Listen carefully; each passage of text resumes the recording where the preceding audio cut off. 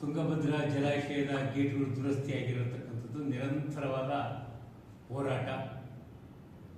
ಬಹಳ ಪ್ರಮುಖವಾಗಿ ರಾಯಚೂರು, ವಿಜಯನಗರ ಜಿಲ್ಲೆ, ಕೊಪ್ಪಳ ಜಿಲ್ಲೆಯ ಎಲ್ಲ ರೈತರ ಜೀವನಾಡಿ, ರೈತರ ಬದುಕಿನ ಆಶ್ರಯ. ಈ ಮುಂಗಾರಿ ಮಳೆ ಸ್ಟಾರ್ಟ್ ಆಗುತ್ತೆ. ಇನ್ನೇನು ಫೆಬ್ರವರಿ ಎಂಡಿಗೆ ಇದ್ದೀವಿ, ಮಾರ್ಚ್ ಕೊನೆಯ ವಾರದಲ್ಲಿ ಸ್ಟಾರ್ಟ್ ಆಗುತ್ತೆ.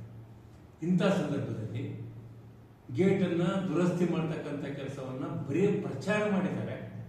ಅದಕ್ಕೆ ಸಂಬಂಧಪಟ್ಟಂಗ ತಂತ್ರಜ್ಞಾನ ಹೊಂದಿರತಕ್ಕಂಥ ನಾಯ್ಡು ಅವರು ಕೂಡ ಇದ್ರ ಬಗ್ಗೆ ಕಿಡಿಕಾರಿದ್ದಾರೆ. ಇದು ವೈಜ್ಞಾನಿಕವಾಗಿಲ್ಲ, ಅವೈಜ್ಞಾನಿಕ ಆಗಿದೆ ಅಂತಕ್ಕಂಥ ಮಾತನ್ನು ಕೂಡ ಅವರು ಹೇಳಿರ್ತಕ್ಕಂಥ ಇಲ್ಲಿ ಪ್ರಸ್ತಾಪ ಆಗುತ್ತೆ. ಈಗ ಸರ್ಕಾರ ಬರೀ ಪ್ರಚಾರ ಮಾಡ್ತಕ್ಕಂಥ ಕೆಲಸ ಮಾಡಿದ್ದಾರೆ. ವಾಸ್ತವವಾಗಿ ಅದನ್ನು ತ್ವರಿತಗತಿಯಲ್ಲಿ ಗೇಟನ್ನು ಕುದಿಸುವ ಕೆಲಸ ನಡೆದಿಲ್ಲ. ಒಂದು ಗೇಟ್ ಮಾತ್ರ ಇತ್ತೀಚೆಗೆ ಕುದಿಸಿದ್ವಿ, ಇನ್ನೂ ಪ್ರಯತ್ನ ನಡೆದಿದೆ, ಇದನ್ನು ಮುಗಿಸ್ತೀವಿ ಅಂತಕ್ಕಂಥ ಮಾತನ್ನು ಹೇಳ್ತಾರೆ. ಮುಂಗಾರಿ ಪ್ರಾರಂಭ ಆಯ್ತಂದ್ರೆ ಮತ್ತೆ ಮಳೆಗಾಲ ಪ್ರಾರಂಭ ಆಗ್ತತಿ. ಆಗ ನೀರು ಹೆಚ್ಚು ಸಂಗ್ರಹ ಒತ್ತಡ ಬಂದ ಮೇಲೆ ಗೇಟ್ಗಳನ್ನ ಕುದಿಸಲಿಕ್ಕೆ ಬಹಳ ಅಡೆತಡೆ ಆಗ್ತಕ್ಕಂಥ ಸಂದರ್ಭ ಇದೆ.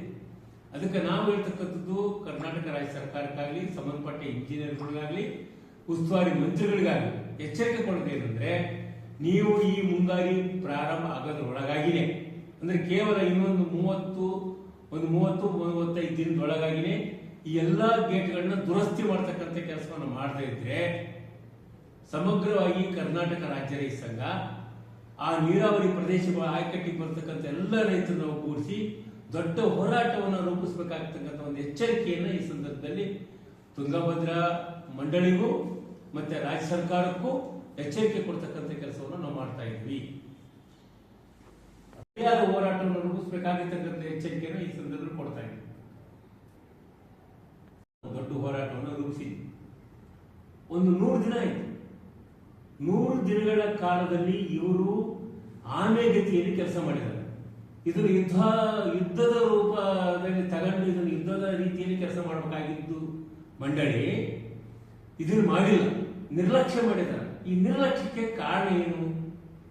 ಇದು ಒಂದು ನಮೂನಿ ಆಂಧ್ರ ಮತ್ತು ಕರ್ನಾಟಕದ ರೈತರ ಮಧ್ಯೆ ಒಂದು ತಾರತಮ್ಯದ ಭಾವನೆಯನ್ನ ಮೂಡಿಸ್ತಕ್ಕಂಥದ್ದು ಮಂಡಳಿಯ ಕಾರ್ಯ ಇವತ್ತು ಕಂಡು ಬರ್ತಾ ಇದೆ. ಅದಕ್ಕೆ ನಾವು ಎಚ್ಚರಿಕೆ ಕೊಡೋದೇನೆಂದ್ರೆ, ಈಗ ಭರವಸೆ ಕಳ್ಕೊಳ್ತಕ್ಕಂಥ ಸಂದರ್ಭ. ಇನ್ನು 30-35 ದಿನ ಅವರಿಗೆ ಅವಕಾಶ ಇದೆ. ಇದ್ರ ಬಹಳ ತ್ವರಿತಗತಿಯಲ್ಲಿ ಮಾಡಿ ಮುಂಗಾರಿ ಮಳೆ ಪ್ರಾರಂಭ ಆಗೋದ್ರೊಳಗಾಗಿ ಈ ಗೇಟ್ಗಳನ್ನೆಲ್ಲ ಸರಿಯಾಗಿ ಮಾಡಿಕೊಂಡ್ರೆ ಖಂಡಿತವಾಗಿ ನಮ್ಮ ಕರ್ನಾಟಕದ ರೈತರ ರಕ್ಷಣೆ ಆಗುತ್ತೆ. ಆಗದೇ ಇದ್ರೆ ಈ ಮಂಡಳಿಯನ್ನ ನಾವು ತರಾಟೆ ತಗೊಳ್ಳೇಬೇಕು. ಸಮಗ್ರವಾಗಿ ತುಂಗಭದ್ರಾ ಜಲಾಶಯದ ಆಯ್ಕಟ್ಟಿ ಬರ್ತಕ್ಕಂಥ ಎಲ್ಲ ಪಕ್ಷದ ಎಲ್ಲ ರೈತರನ್ನು ಒಳಗೊಳ್ತಕ್ಕಂಥ ದೊಡ್ಡ ಒಂದು ಹೋರಾಟವನ್ನು ರೂಪಿಸಬೇಕಾಗುತ್ತೆ ಅಂತಕ್ಕಂಥ ಎಚ್ಚರಿಕೆಯನ್ನು ಕೂಡ ಈ ಮಂಡಳಿಗೆ ಸಂಬಂಧಪಟ್ಟ ರಾಜ್ಯ ಸರ್ಕಾರದ ಮಂತ್ರಿಗಳು ಕೂಡ ಈ ಸಂದರ್ಭ ಎಚ್ಚರಿಕೆ ಕೊಡ್ತಾರೆ.